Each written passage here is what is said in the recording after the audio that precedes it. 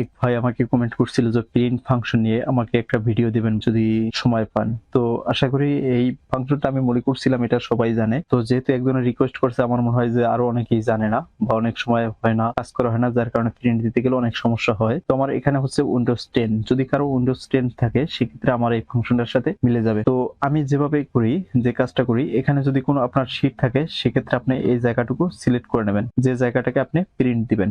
এটাকে সিলেক্ট করার পরে এখান থেকে যাবেন পেজ লেআউটে, পেজ লেআউট থেকে এখানে প্রিন্ট সেট এরিয়া আপনি সেট করে নিতে পারবেন। এরপর হচ্ছে কন্ট্রোল পি দিয়ে প্রিন্ট পপ আপ চলে আসবে। যদি আপনার উইন্ডোজ 10 থাকে তো এরকমের দেখা যাবে।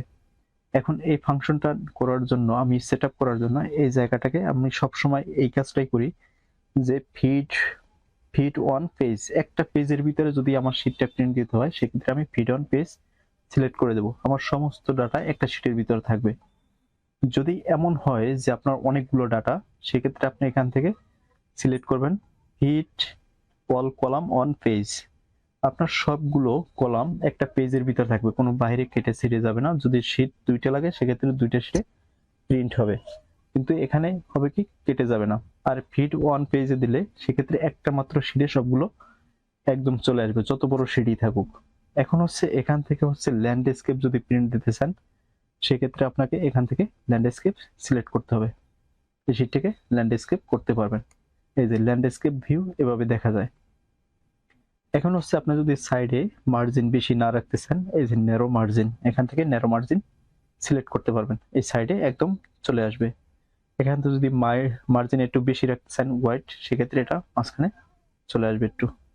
তো এইভাবে এই কাজটা করতে পারেন। এখন আমি চাচ্ছি যে বড় একটা পেজ, এটা তো ছোট পেজ ছিল যার কারণে খুব সহজেই দেখা গেছে আমি ধরুন কোনো প্রিন্ট এরিয়া সিলেক্ট করব না। প্রিন্ট এরিয়া সিলেক্ট না করে আমি এটা কিভাবে করতে পারি, সেক্ষেত্রে আমি কি করব, এখান থেকে শীটটাকে সিলেক্ট করে দেব।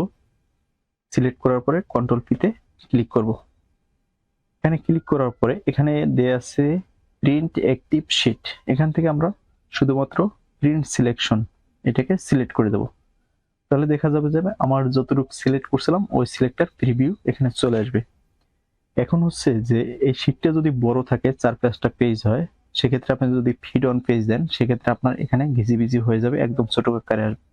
সেক্ষেত্রে আপনি সিলেক্ট করতে পারেন fit all column on page. যদি এইটাকে সিলেক্ট করেন দেখা যাচ্ছে যে আপনার যদি 5টা শীটের দরকার হয় সেক্ষেত্রে একটা নির্দিষ্ট মেজারমেন্টে এটা প্রিন্ট হবে, প্রিন্ট দিতে পারবেন। এখানে আমার কোনো প্রিন্টার অ্যাড করা নেই, সেক্ষেত্রে আমি ভিউটা আপনাদের দেখাতে পারছি। কারণ হচ্ছে এখানে প্রিন্টার অ্যাড করা থাকলে ঠিক সেম ভিউটাই দেখতে পেতেন।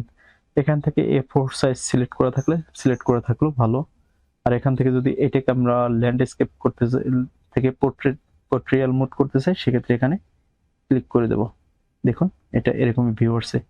তো আপনার পেজ অনুযায়ী কিভাবে দিলে ভালো হবে সেক্ষেত্রে আপনার এই ফাংশনটা সিলেক্ট করতে পারবেন। এইটার জন্য আমাদের ল্যান্ডস্কেপ বেটার, ল্যান্ডস্কেপে পুরোটা চলে আসছে। তো আশা করি আপনারা প্রিন্ট ফাংশনের পুরো বিষয়টাকে বুঝতে পারছেন। যদি বুঝতে সমস্যা হয় আবারও রিটার্ন ভিউ করে দেখলে তো সেক্ষেত্রে আপনারা বুঝতে পারবেন, আর বারবার প্র্যাকটিস করলে বুঝতে পারবেন। আজকে এই পর্যন্ত, সবাই ভালো থাকবেন। আসসালামু আলাইকুম।